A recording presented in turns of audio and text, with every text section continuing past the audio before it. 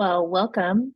I'm pleased to invite Matt Jackson here with us today for our training. He couldn't attend in person, but he did graciously actually agree to record with us and talk about the Alaska Climate Alliance.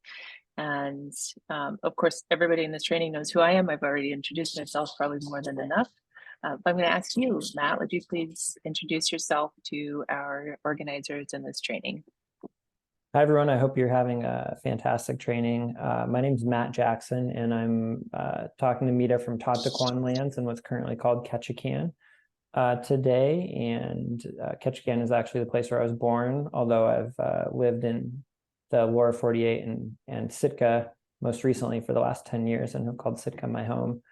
I have worked as the climate organizer at Southeast Alaska Conservation Council since early in 2020 and have been a part of the Alaska Climate Alliance almost since the very beginning. And it's really encapsulates much of the climate work I've done over the last 3 years and that I'm excited to talk to you guys about today. Well, great. Thank you, Matt. And I've known you for several of those years that you've been organizing and really appreciate the work that you do and that you come at it very graciously and inviting to people into this space and creating a space that's inclusive and equitable and doesn't have a lot of excess turmoil. And I always am very thankful for that because it helps people to tune in and connect into the work in a different way. So, you know, many of the people in this group are new to organizing and they are passionate. And we also have our guests from DC and from CPD here with us. So could you please give us a background on what is the Alaska Climate Alliance? When did it start? Why is it here? And what are some of the successes?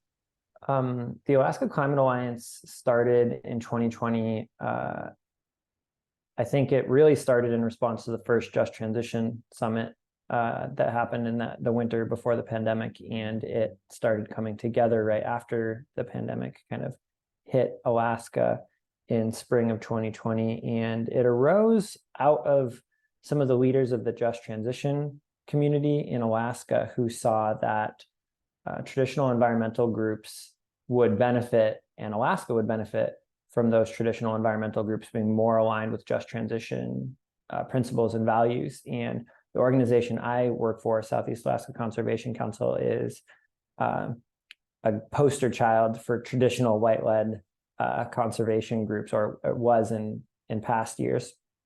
And so some of these folks from organizations like Native Movement and Fairbanks Climate Action Coalition and others convened a group of folks from across the environmental movement, mostly from professional environmental organizations, but tribes and grassroots groups as well, to talk about what a just transition means.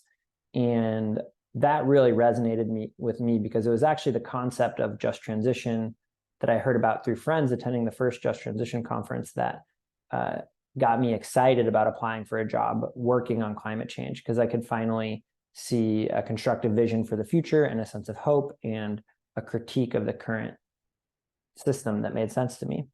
And so I was really interested in that. And we took about the first year of, monthly gatherings of people from many different organizations and weekly gatherings of a smaller coordinating team and different working groups, where by and large, we actually just focused on aligning those values. We talked about the Defend the Sacred principles and the HEMES principles, and how do we organize in a way that, respects and centers Indigenous leadership and also points us in a direction of a more joyful, Indigenous-led and bountiful future. I think a lot of traditional conservation is about how do we lock up land, and land needs to be protected. We need land protectors, we need water protectors. But I think the just transition mindset helps me think about how can we talk about climate change in a way that unlocks potential, unlocks new futures, unlocks regenerative economies, and unlocks safer, healthier, more vibrant communities. And I think these are the kind of things that draw people into the movement. One of the first things that we did while we were still in this values alignment stage, was we coordinated actions as multiple groups, which in some cases had not worked together or hadn't worked together well in the past, to drive actions in support of Deb Haaland's nomination. Whether we agree with all of her decisions or not, I think we can all agree that it was a step in the right direction to at long last have an Indigenous person at the head of the Department of the Interior. And so that was one of our first actions that we were all able to unite around. But really for the first year and continuing onward, we spend a lot of time on values alignment, and that work will never end, but front loading it is extremely important. Creating this language of shared values and shared vision allows us to work together in a harmonious way, without all the, I think, Meda, you said excess drama. And so I can't encourage folks enough to really invest in front loading on the values. Don't succumb to the pressure to do something too quickly, because unless we're working from the same place and singing from the same sheet of music, it's going to lead to more attention than it's worth in the future. And that work will never end. Eventually, you have to do the values work and take some action. But when you front load and lay a strong foundation, I think that action will ultimately be more sustainable and more effective.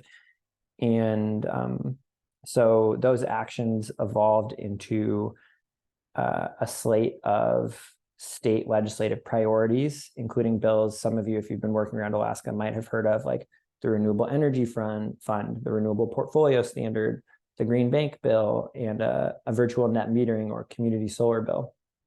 And we were successful in pushing through the Renewable Energy Fund bill in the first session of this legislature, and we still have the opportunity to push the other three through the legislature starting again in January. So that's going to be a big focus of ours.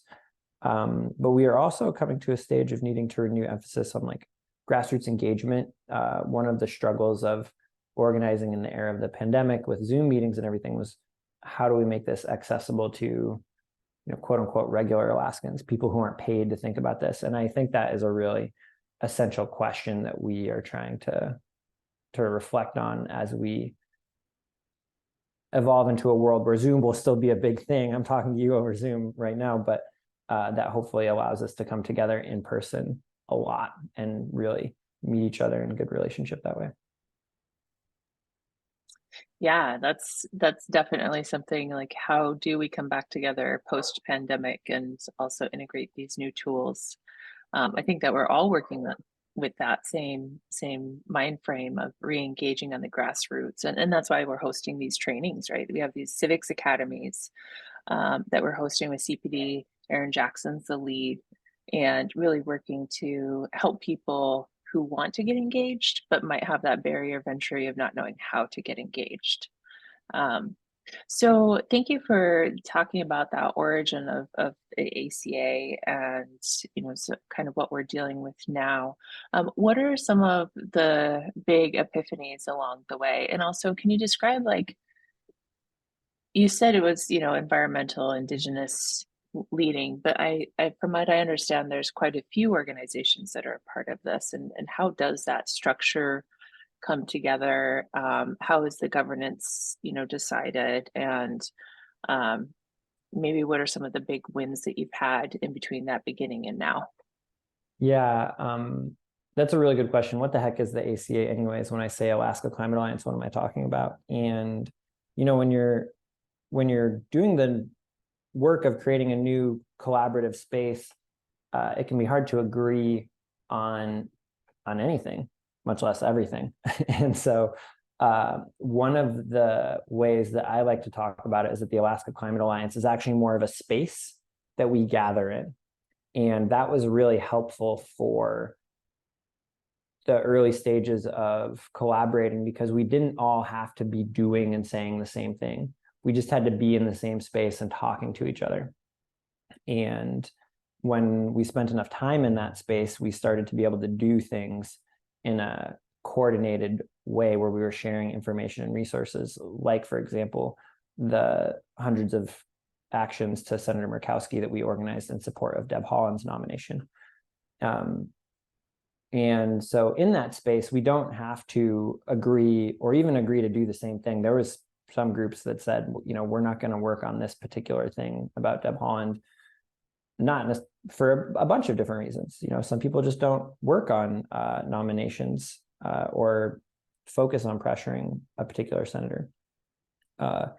And so even though there was a lot of groups that were in this Alaska Climate Alliance space, we didn't all have to do the same thing. There's freedom and space and understanding for people to have different perspectives and take different actions.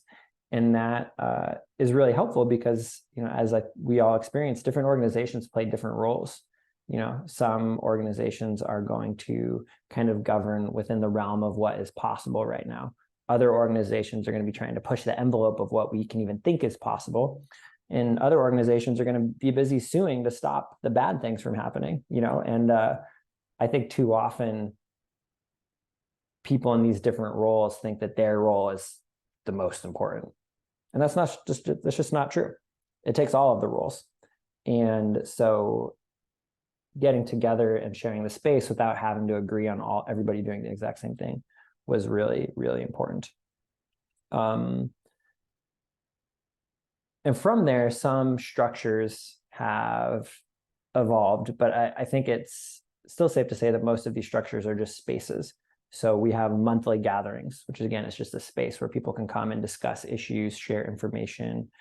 And in between these monthly gatherings are working groups that are very organic. They just kind of arise as needed and then go away when they're not, and new ones arise. We've had ones on all sorts of different topics, from community wellness to renewable energy to stopping certain bad projects, particularly the Alaskan natural gas pipeline. Meda facilitated one on the 30 by 30 initiative. And those, again, are spaces. They're more action-oriented spaces than the monthly gatherings because they have narrower scope. So it's naturally easier to agree on actions and things. And there's also weekly coordinating team meetings, which are really not very glamorous. It's just setting agendas and making sure Zoom links and calendar invitations exist. But the weekly labor of making sure that the spaces exist and are convened. But I think the most interesting and most important structure that has kind of arisen out of the Alaska Climate Alliance is something that we call the Indigenous Navigation Council, which, it took the ACA 2 years to get to the point where we were ready for something like that.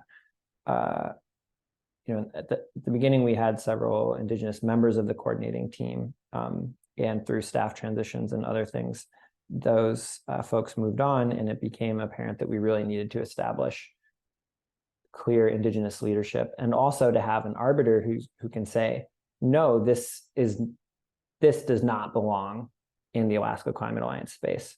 And I'll give you an example. Nuclear energy is something that we've been pretty clear does not belong in the Alaska Climate Alliance space. And that doesn't mean that nuclear isn't right in some cases, although I personally am very skeptical, but it is a clear boundary that we've established that that's not something that we share time and energy on in the Alaska Climate Alliance. And when we were thinking about how do we draw these boundaries, and also how do we agree on, yes, we really need to do this thing together. How do we set priorities in a kind of non-hierarchical convening space? We decided on the structure of an Indigenous Navigation Council, which is kind of like a steering committee. You could say they chose this title, Navigation Council, for themselves. But these are a group of people that I respect very much. Some of them are very recognizable names. Meda serves on the council. Others are younger. You might not have heard of them. They might have never been in the news, but they're young folks who are emerging in this work and in this field. And we feel very strongly that it's important to represent all generations. So we have people from their 20s on up into their elderhood on the council. And that council has been convening for about 1.5 years now. And it's been a very interesting process to watch unfold, because it is a process of these Indigenous leaders kind of working to create their own procedures, their own visions for how to move along a lot of traditionally white-led, almost exclusively white-led and staffed environmental organizations into this climate work and setting priorities. And we have done things that we didn't expect to do, like work at AFN and like network with AFN delegates and listen to some of what their concerns are and so on. So, and we've also not done things that we thought we might have done because of listening to the Indigenous Navigation Council. And one example of that was power cost equalization. PCE has some unintended side effects in rural communities. And, at one point, the Alaska Climate Alliance was very gung-ho about trying to fix some of those unintended consequences. And what we learned from the Navigation Council and from listening to a lot of people in rural communities is that even though PCE is not perfect, it wasn't the right time to try and fix that. And so those are two really great examples of how the Navigation Council both helps us have boundaries, but also sets direction on where we need to go. Well, that's awesome. Thank you, Matt. And we're covering a lot of ground in a short period of time. So I don't feel like we have to fill any framework of time. We'll just kind of organically come to a conclusion here in a little bit. But I want to hear about like kind of what's the future? Where are we at in Alaskan organizing and really tackling some of these kind of big challenges? I mean, that's a question much bigger than I can answer, but I think everyone at this training probably experiences it in a little bit different of a way, but we're all familiar with that. Alaska is a very interesting place to work on climate because we're feeling the impacts very strongly, but not necessarily in the same ways that the people in Phoenix or Florida or New York City are. And there's a lot of opportunity to address issues around energy equity and energy prices in Alaska because fossil fuels are just so damn expensive. And that creates a lot of opportunities because we can talk to somebody like Governor Dunleavy, who doesn't even think climate change is real, about the Renewable Energy Fund on strictly economic terms. And I'm not afraid to take a win on the Renewable Energy Fund if we can get a win on the Renewable Energy Fund strictly on economic terms. Also, that will only take us so far, and that's not far enough. Just economic terms are not going to take us far enough to address the climate crisis or realize the just transition that we all want. And so we're in an interesting position where there's, small tactical gains and like modest bills that we can actually pass in the legislature in the next 9 months. We could pass a renewable portfolio standard and virtual net metering and a state green bank bill all in the next 9 months. That's actually very achievable, and that's great. It's also woefully inadequate. And so how do we make these small achievable steps lay the groundwork for bigger systems changes and like paradigm shifts? And I do think that it's possible to make these smaller wins build towards paradigm shifts, because just the more that we expose people to renewable energy and the benefits when we develop these renewable energy resources publicly rather than privately is really profound. And I think it just builds more and more of a constituency and more of a worldview that looks at energy differently.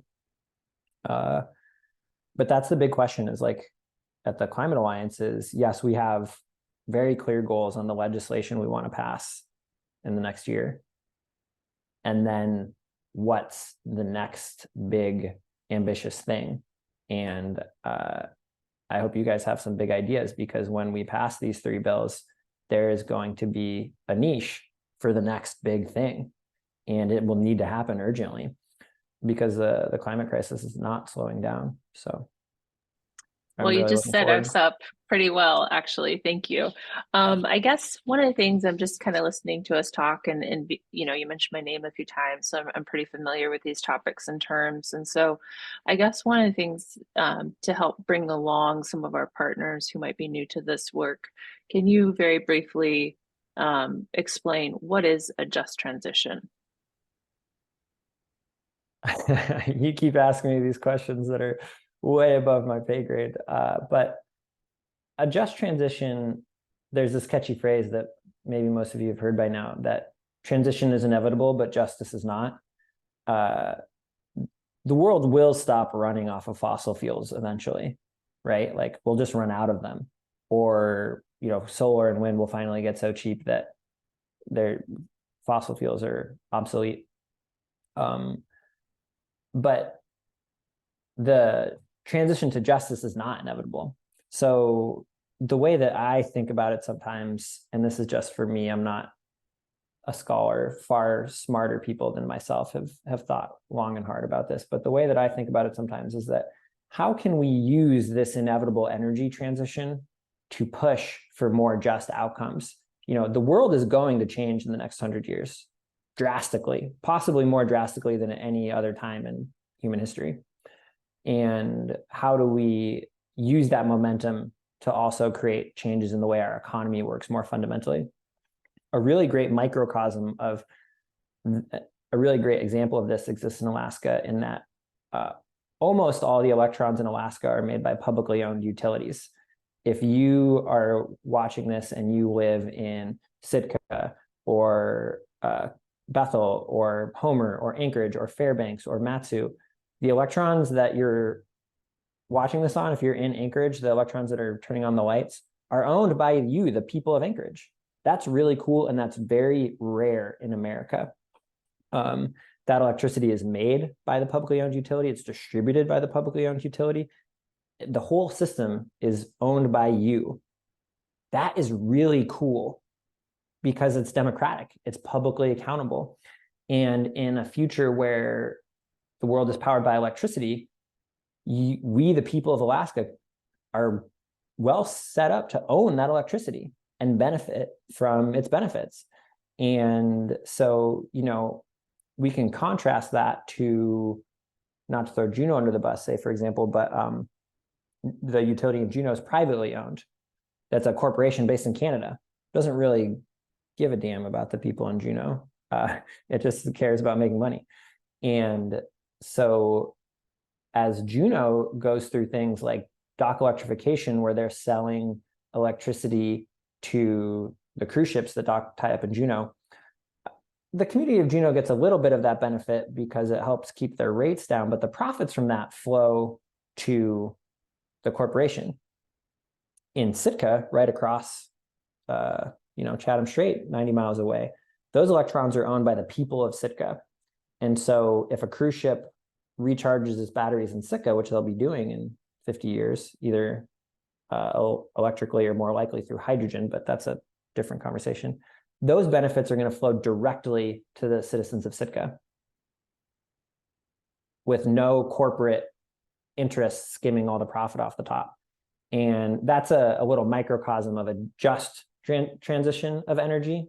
Sitka, in this very limited example, Sitka would better exemplify a just transition, because the energy transition has happened in a way that benefits all the relationships, all of the citizens, all the relationships in Sitka, than the example from Juneau, which is a more typical capitalist example where the benefits flow to the shareholders rather than to the people. So I hope that example, limited and specific as it is, helps folks think about what a just transition could look like. Yeah, thank you. And we'll be talking about just transition in a lot of different ways. But it's good to hear about like the people who are on the ground working in this, you know, every day. Like, what does it mean to them, and help impart that kind of institutional knowledge or wisdom in this working space.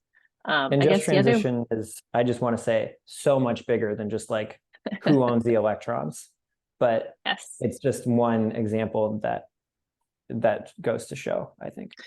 Yeah, and then as we add it to our other examples, it will help, kind of spur people's thinking on in different ways.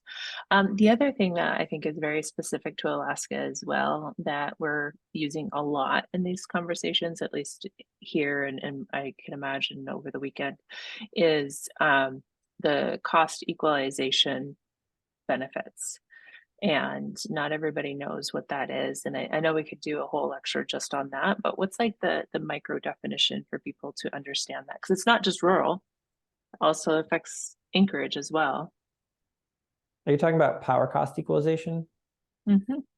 Yeah, power cost equalization is an interesting policy, and very briefly, and again, I'm more of a generalist than an expert on any of these, but very briefly, power cost equalization uh, compensates for the high cost of energy in rural Alaska by giving those high cost communities, I'm going to call them PCE communities for the rest of the conversation, a subsidy on their electricity to kind of balance it out to what the average electric rate is in Anchorage and Fairbanks. That seems really nice. It's fair, right? Like they live out in the bush. Power is extremely expensive. They should get a subsidy, and they should. Power should be affordable everywhere in Alaska. The one of the problems with it, though, that was an unintended consequence by people that had very good intentions, was that it doesn't create any incentive to actually get off that really expensive diesel power.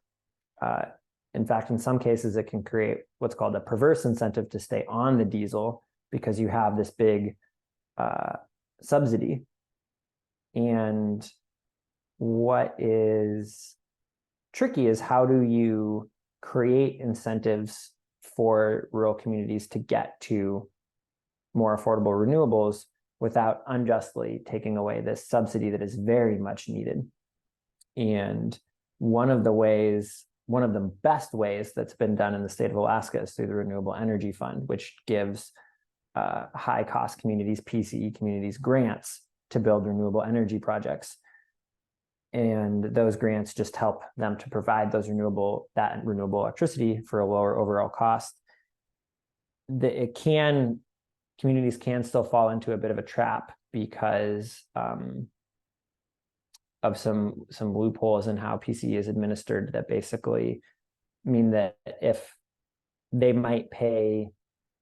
add a big solar installation or a hydro project, they may pay a lot less than they would have back when they were burning diesel. However, they might also get less subsidy. And so the ratepayers might actually see a small increase. Now, in the long term, that small increase is a good thing because that renewable energy is going to be pretty stable in its cost over time. It's very resilient to inflation and to global energy fluctuations. But that still sucks when you have to tell people out in a village that your electricity is going to go up 10%. And so, we're always looking for ways to avoid those kinds of situations because people respond to negative short-term incentives. It's a really tough sell to tell people, oh, sorry, your electric bill is going to have to go up 10 or 20%. And it's a really good investment on the 50-year time scale, we promise, but that doesn't help that your electric bill just went up 20%. Right, especially when you're trying to figure out how to pay your bills now. Exactly. And also just some background. So in the beginning, there was funds that were distributed to Anchorage and Fairbanks that were used to upgrade the energy infrastructure. And that's why there's the offset to the rural. So if you have anybody who says, oh, that's not fair to Anchorage or Fairbanks, they already actually had their spur of energy production that was more affordable. So the power cost equalization is just to balance that out and to be more equitable in the state. Well, Mhm. thank you, Matthew. And I know I threw a few curveballs at you, but you handled them with really well, as usual. Um, I guess, what are any of your final thoughts for these people who are coming into this arena to take with them from this conversation? Uh, I'm so jealous that you guys are all together in Anchorage. I wish I could have been there. And I'm just going to be so excited to hear how this went, because there's a couple of things that, I'm hoping that the climate movement figures out in the next year. And there's probably a couple things that I don't even realize yet that we need to figure out that you guys are going to figure out. And I'm going to be like, I'm so glad you figured that out. But the two things that I think are really pressing right now is one, finding that next step. How do we build the bridge from passing a renewable portfolio standard next year, which is practically like basically easy in terms of climate action? Like that's a low hanging fruit. How do we build the bridge from that to realizing the just transition? What's our next step? There's a little bit of a hole in the timeline. Like we know where we need to be in 2050, and we know what we need to get done in 2024. What do we do in 2026? There's a little bit of a gap on the road there that I'm really looking forward to seeing what is going to fill that gap. And the other thing is, how do we make the climate movement like accessible and fun, like not doom and gloom, but actually something that's inspiring and irresistible to be a part of? I think it's becoming professionalized in Alaska a little bit, in the sense that there's like many people that are being, several dozens, maybe 100 people that are being paid to just work on climate change in Alaska, work on climate change policy, work on climate change adaptation, mitigation, and so on. But that's not a substitute for a movement. So how do we create a mass movement of people who are willing to like take action and also push back on this narrative that Alaska is just a fossil fuel state, that Alaska is open for business? I don't think that's Alaska's actual future, is just being a resource colony for the next 50 years again. But it's going to take a movement of folks who can easily access these policy discussions and policy decisions and help imagine and create and tell stories of this future that we want to build together. So how It's do we really do that? beautiful. Accessible movement building. Yeah. Well, thank you, Matt. And calling from Ani, I've really enjoyed looking at the trees and the fog from my home lands. Oh, ooh, you even have blue skies. Yeah, Hey. it's a special day in the Southeast. I look forward to seeing you, and thank you for recording. I know that you're going to be off and hanging out with your dad lower at this training, so I'm really thankful for your time, and we'll talk to you again soon. Yeah, it's always good to talk to you, Meda. Finish cheesh.